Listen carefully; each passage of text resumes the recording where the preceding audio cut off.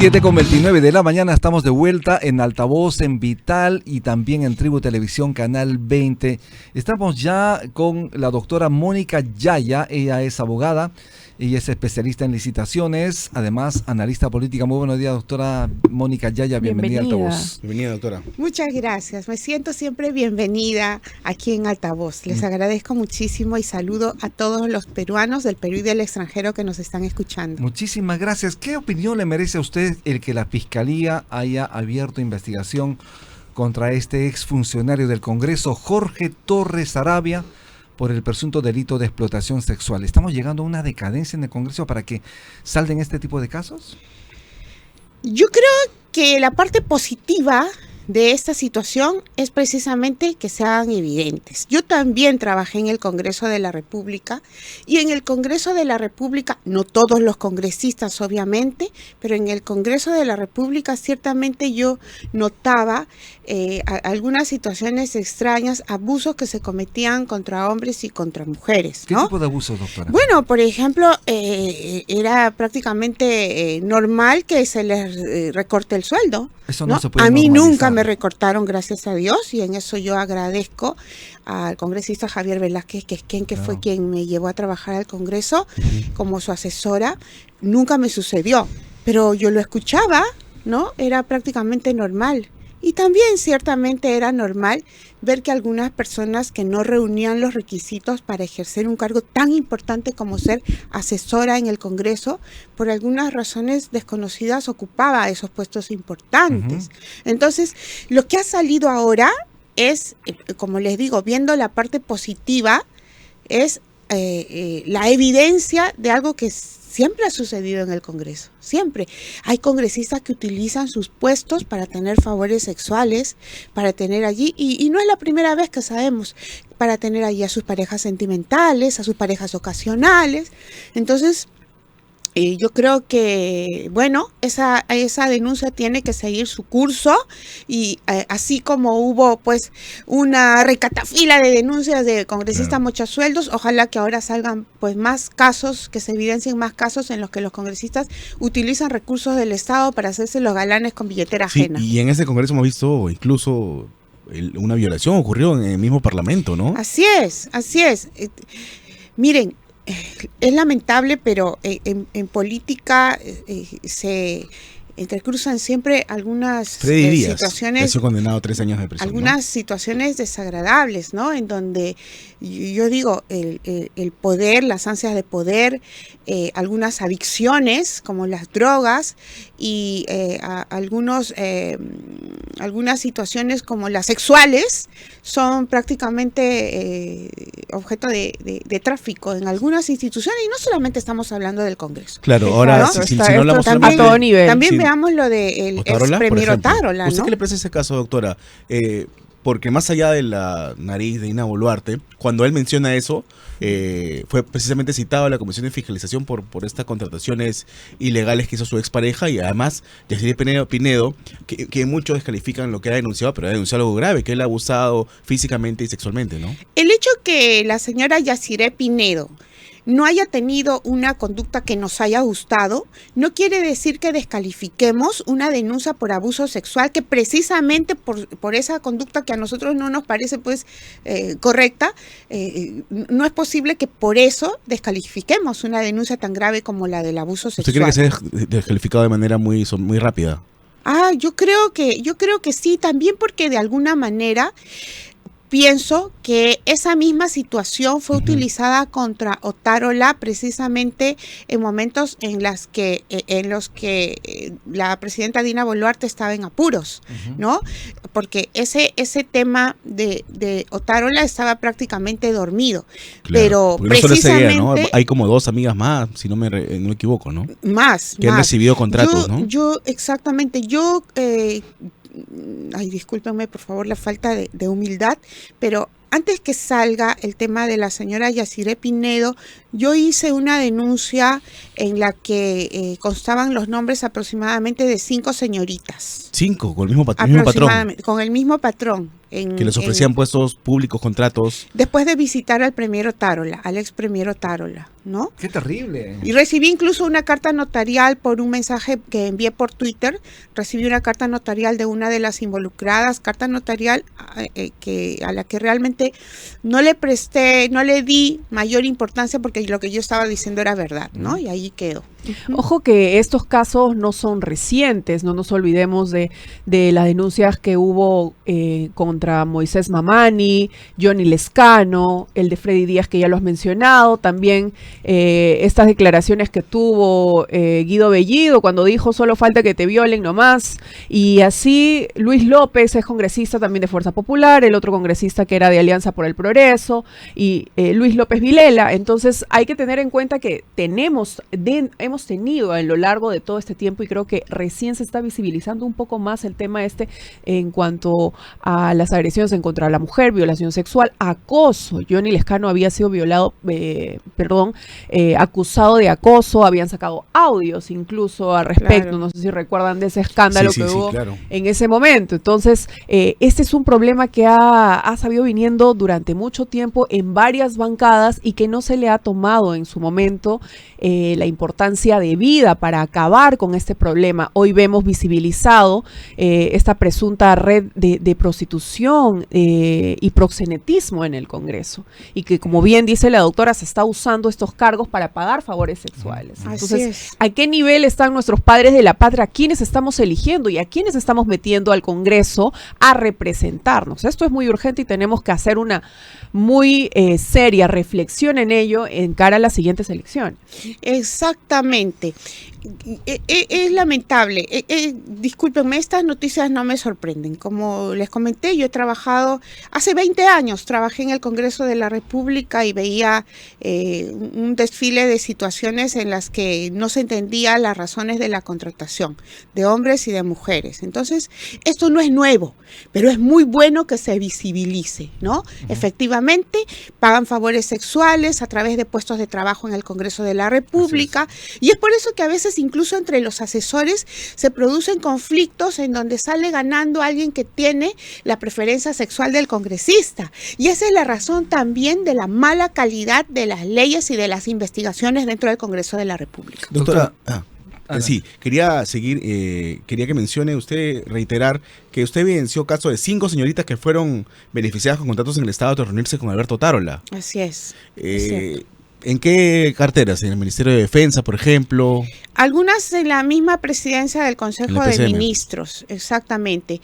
En este momento no tengo el detalle, prometo pasarlo, porque yo hice un cuadro, había también un caballero que fue beneficiado, que tuvo un contrato de trabajo. Y luego consiguió un contrato de trabajo. Así es, se reunía con Otárola y 10 días después tenía un contrato de trabajo en alguna institución del Estado, porque recordemos que Otárola era el presidente del Consejo de Ministros, es decir, el coordinador de todos los despachos ministeriales.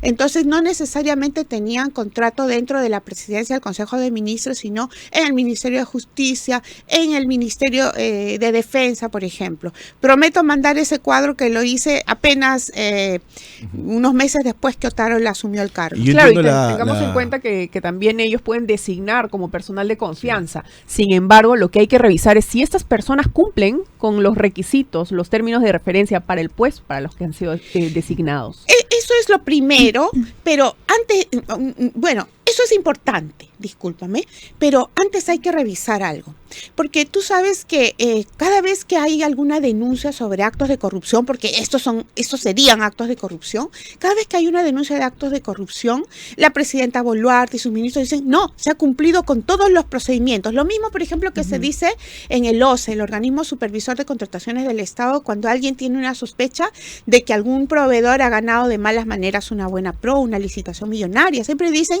no, se ha cumplido con el procedimiento. Claro, procedo y miento. ¿Por qué? Porque casi siempre elaboran los perfiles y las bases, muchas veces, discúlpenme, tengo que hacer siempre esa aclaración, muchas veces elaboran los perfiles para las contrataciones o las bases de los concursos públicos de acuerdo al perfil que tiene esa persona que quieren contratar. Pero peor aún, inventan la necesidad para contratarla, ¿no? Entonces, inventan una necesidad que en realidad no existe. Utilizan recursos públicos para inventar una necesidad, discúlpenme la redundancia, y lograr contratar al vecino, al compadre, al amante, a el esposo de la sobrina, cosas así. Entonces, allí es en donde está el tráfico de influencias, ¿no? El tráfico de influencias no solamente opera en la contratación en sí misma, sino en los antecedentes. Exactamente. Importantísimo. Sí, justamente quería preguntarle por este tema. Estamos hablando además de un asesinato, porque detrás de este tema, usted lo ha señalado que esto viene de tiempo atrás, sin embargo estamos hablando de una presunta red de prostitución. Cuando hablamos de una presunta red de prostitución, estamos hablando de algo más fuerte, más delicado, además compromete a muchas más personas. Estamos hablando de la vida de una persona, estamos hablando de la vida de una joven abogada que ha trabajado justamente con esta persona. Estamos hablando de Andrea Vidal. Entonces eso ya trasciende. Yo por eso utilicé este calificativo. Estamos llegando pues a una situación de decadencia en el Congreso. ¿Y esto cómo lo ve la ciudadanía? O sea, las autoridades del país, estamos hablando de los congresistas que deben dar el ejemplo, están inmersos en esta situación de la que estamos comentando en este momento. ¿Pero qué hacer, doctora? Y solamente quiero responder esa pregunta y esa precisión que tú muy bien has hecho. Mira, tal vez hemos empeorado en el tema moral, porque hay una sensación de impunidad. Porque si hubiera castigo para los criminales, esta sensación de inmoralidad, de impunidad, no tendría cabida, ¿no? Tendrían miedo los criminales a cometer estos crímenes tan horrendos que suceden y de los que somos testigos. Y estamos hablando, supongamos que se haya tratado de una persona que se ha dedicado a la prostitución, estamos hablando de todos modos de una persona vulnerable. Por supuesto. Porque precisamente han utilizado quizás eso que es moralmente inaceptable para agraviarla mucho más y para llegar incluso a matarla, con la finalidad de reforzar el poder que ya algunos congresistas tienen. Y además al parecer la han querido callar. Exacto. Con la finalidad. 60 balazos, exacto. Imagínate. Y además esa es como una demostración de poder, claro, para cualquier otra persona que quiera denunciar esta red de prostitución u otros abusos que se cometen dentro de los despachos congresales, ¿no? Claro, porque no solamente estaríamos hablando de silenciarla a la abogada Vidal Gómez, sino estamos hablando del mensaje que quieren dar a través de esta demostración. O sea, han contratado a unos sicarios para acribillar a una persona indefensa en un taxi con 60 balazos. Así es. Es sobre todo un mensaje para otras personas que conozcan de ese asunto. Y tú me dices qué hacer. Ustedes me preguntan qué hacer, qué hacemos. Yo creo que hombres o mujeres, en cuanto nos veamos amenazados, tenemos que denunciar, porque las amenazas suceden en distintos niveles y con distintos niveles de riesgo, ¿no? Uh-huh. Quienes de alguna manera hacemos política o tratamos de aportar al debate político, somos también víctimas de algún tipo de acoso. No, por favor, no quiero compararme con este gravísimo caso tan triste y expreso mi solidaridad a la familia, claro, de la abogada, porque no importa cuáles hayan sido las circunstancias, nadie tiene derecho a quitarle la vida a nadie, nadie tiene derecho a amenazar a otra persona con quitarle la vida, ni a mandar este tipo de mensajes, y mucho menos a acribillarla con tal nivel de crueldad. No hay derecho para hacer este tipo de cosas, ¿correcto? Marcando las distancias con esta horrenda situación, las mujeres que hacemos política, las mujeres que tratamos de aportar al debate político con una opinión libre de prejuicios, libre de mandatos de algunos que se creen los líderes o los dueños de nuestros partidos políticos, también somos víctimas de algún tipo de abuso, a través de lo que yo llamo los sicarios de las redes, ¿no? Que se dedican a desprestigiarnos a través de las redes sociales externas o las redes sociales internas de los partidos, claro, de nuestros partidos políticos. Entonces, esas cosas tienen que ser denunciadas. Acá no hay traición, no, porque uno tiene que ser honesto y tiene que ser fiel a los principios personales, a los valores que nos enseñaron en nuestra familia, y sobre todo tiene que ser fiel a su patria. Y hay que luchar contra la criminalidad en todos sus niveles. Exacto. En todos sus niveles. ¿Qué hace usted para responder a las personas justamente que de alguna manera están denostando su trabajo, su accionar político a través de las redes sociales? En primer lugar, a trolls nunca contesto. ¿no? En segundo lugar, a personas que tienen supuestamente nombre y apellido, pero que en realidad actúan como mascotas de algunos líderes que envían, los mandan a atacar. Tampoco les contesto, porque con quien yo espero hablar, y he hablado en algunas ocasiones, es con el dueño de las mascotas, no con las mascotas, ¿no? Y con el dueño del circo. Con el dueño del circo. Y por otra parte, cuando hay comentarios malintencionados, también, o sea, yo selecciono también a quién contesto, porque los malintencionados no tienen ganas de saber la verdad, no les interesa la verdad, al contrario, a veces la utilizan para tergiversarla. Entonces yo selecciono bien en qué momento, cuándo y a quién contesto. ¿Usted cree que efectivamente el Congreso va a realizar una gran investigación a fondo para de alguna manera desterrar lo que hemos estado conversando hace un momento y lo que está ocurriendo en el Congreso? ¿Cree usted realmente?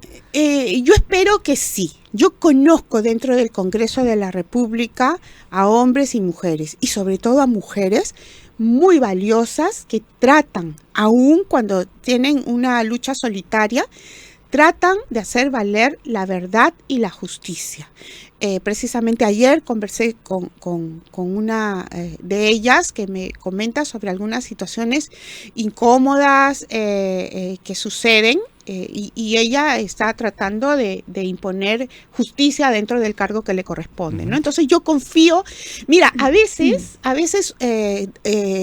puede desanimar el no contar con un respaldo mayoritario para hacer algo justo, pero a la larga quien denuncia, hasta quien está dispuesto a renunciar a su puesto de trabajo por hacer valer la verdad, a la larga sale ganando, no solamente por esa tranquilidad de conciencia que uno tiene, sino porque yo creo que no en todos los casos, pero en la mayoría de los casos, la verdad y la justicia salen ganando. Este fallecimiento, cruel asesinato de esta joven abogada nos deja un montón de interrogantes sobre su muerte y esta relación de la que se habla por una supuesta red de prostitución. Sin embargo, no he visto a más congresistas pronunciarse al respecto, porque estamos hablando de una mujer asesinada. No he visto a la ministra de la Mujer peleándose por tratar de saber la verdad tampoco. Creo que solamente he visto a la congresista Chirinos que se ha pronunciado al respecto y ha salido a enfrentar este tema. ¿Por qué hay tanto silencio dentro de las mujeres congresistas dentro del Parlamento? Porque son cómplices, porque les gusta el poder, porque no quieren renunciar a los beneficios que les puede dar el no denunciar a quienes ellas saben que están utilizando sus puestos para obtener favores sexuales pagados o sin pagar, ¿no?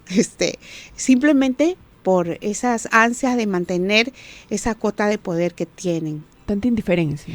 Sí, indiferencia de mujeres y de hombres, ¿no? Hay algunos que se califican como defensores de los derechos humanos, de los más pobres, pero en estos casos suenan concretos, grillos. Exactamente, suenan grillos, y si les preguntan, pues lo pasan como por agua tibia nada más, ¿no? Bien. Es que también muchos tienen rabo de paja, bien, ¿no? Doctora no Mónica, se quieren meter en camisa de 11 balas. Sí, muchísimas gracias por su participación, pero antes de ahí, obviamente tiene que dar un mensaje. Estamos muy cerca de Navidad. Usted es una persona que trabaja, es abogada, realiza una labor interesantísima. Usted es de Cañete, además. ¿Cuál sería su mensaje a la ciudadanía, a las audiencias muy cerca, obviamente, a Navidad? Muchas gracias por estos minutos. Muchas gracias por señalar que soy de Cañete, cuna del arte negro y cuna de mucha alegría. Un abrazo para todos mis paisanos cañetanos. Quisiera también aprovechar para enviar un abrazo a mis compañeros apristas, todos aquellos que todos los días y de manera anónima y no solamente en etapas electorales trabajan por los más necesitados. Un abrazo especial para mi compañero Luis Negreiros, que ayer estuvo de cumpleaños, pero yo quisiera además enviar un mensaje a todos los peruanos. En estas épocas de Navidad a veces hay muchos excesos, en Navidad y en Año Nuevo.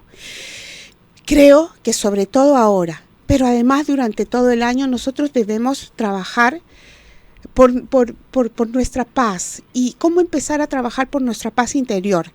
Tratando de querer mejor a los miembros de nuestra familia, cuidando a los niños y a los ancianos. Es muy triste escuchar siempre a fin de año el número y los casos de, por ejemplo, feminicidios, pero también de infanticidios que suceden dentro de los hogares, de abandono de niños que están en estos momentos en las calles ya pidiendo limosna mientras algunos padres están quizás descansando. Eso es muy triste y habla muy mal de nuestro país. No es algo normal.